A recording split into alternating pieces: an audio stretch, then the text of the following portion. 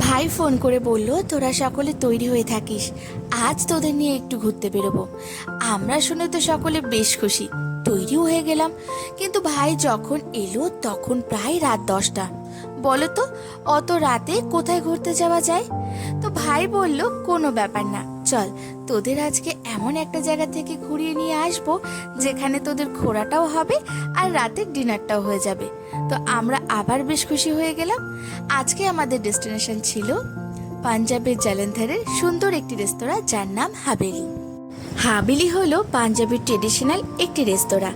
এই রেস্তোরাঁর বাইরেটা ছিল মিউজিয়াম, আর এই মিউজিয়ামে পাঞ্জাবের সংস্কৃতির সমস্ত জিনিসগুলোকে না সুন্দর করে স্ট্যাচুর মাধ্যমে সাজানো ছিল।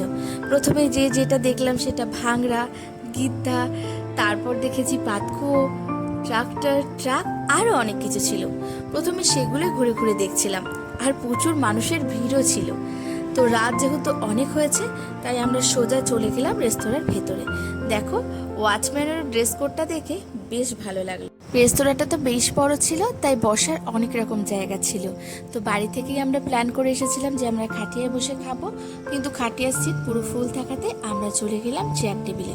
তো আমরা এখানে অর্ডার দিয়েছিলাম পাঞ্জাবি স্পেশাল থালি, যার মধ্যে পাঞ্জাবি খাবার দাবারের পুরো সম্ভার ছিল। আর দেখো, ওয়েটারগুলোরও কত সুন্দর ড্রেস কোড আছে। আমরা খাবারটা এনজয় করি। তোমরা সকলে ভালো থেকো, সুস্থ থেকো।